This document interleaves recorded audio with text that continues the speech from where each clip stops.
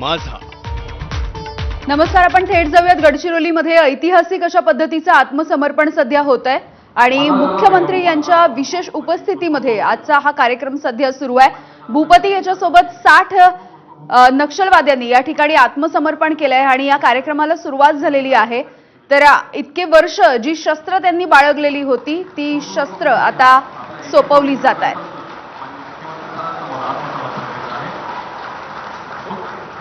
मागील 40 वर्षांपासून माओवादी संघटनेमध्ये कार्यरत होता।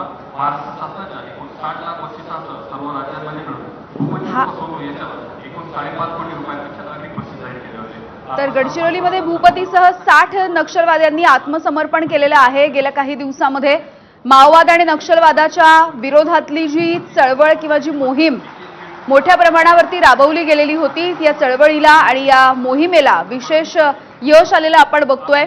भारताचं संविधान देऊन या सगळ्यांचं मुख्य प्रवाहामध्ये आता स्वागत केलं जात आहे। इतक्या मोठ्या प्रमाणावर मार्गवर भरकटलेले माओवादी सदस्य आत्मसमर्पण करून ते लोकशाहीच्या मुख्य प्रवाहामध्ये सामील होत आहेत व त्यांचे जीवन सुखकर होत आहे। याबद्दल आजच्या या कार्यक्रमाप्रसंगी सोनू उर्फ भूपती यांची पत्नी तारका सिन्हा हिच्याकडून मुख्यमंत्री तर हिंसेचा मार्ग सोडून हे सगळे नक्षलवादी आता मुख्य प्रवाहामध्ये सध्या येताना दिसत आहेत। अनेक वर्ष जी शस्त्र त्यांनी बाळगली, हिंसेचा मार्ग स्वीकारला होता, हा मार्ग आता सोडून संविधान देशाचं हाती घेताना ते दिसत आहेत आणि मुख्य प्रवाहामध्ये ते सध्या येत आहेत। या सगळ्यांच्या पुनर्वसनाचा कार्यक्रम देखील राज्य सरकारकडून या संदर्भात देखील विशेष मोहिमा आयोजित केल्या जातात। त्यामुळे मुख्यमंत्र्यांच्या विशेष उपस्थितीमध्ये गडचिरोलीमध्ये सध्या हा कार्यक्रम होतो आहे आणि भूपती याच्यासोबत 60 नक्षलवाद्यांनी आत्मसमर्पण केलंय। तर आपल्याकडे असणारी शस्त्र या ठिकाणी शस्त्र खाली ठेवण्याचा हा एक काहीसा मार्ग यांनी स्वीकारलेला दिसतोय। ही शस्त्र जमा केली जात आहेत आणि देशाचं संविधान ते सध्या हाती घेत आहेत।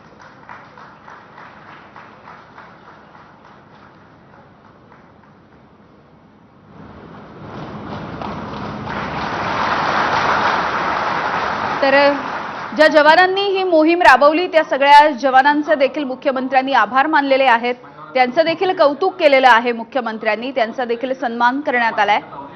तर मुख्यमंत्र्यांच्या उपस्थितीमध्ये हा कार्यक्रम सध्या होतो आहे।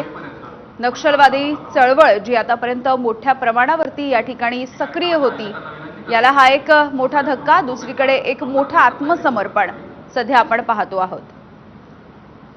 हिंसेचा मार्ग सोडून हे सगळेजण सध्या मुख्य प्रवाहामध्ये येताना दिसत आहेत। त्यामुळे राज्य सरकारकडून देखील या सगळ्यांच्या पुनर्वसनाचे विशेष प्रयत्न केले जातील, वेगवेगळ्या मोहिमा राबवल्या जातील, त्यांच्यासाठी प्रशिक्षणाचे वेगवेगळे कार्यक्रम देखील राबवले जाणार आहेत।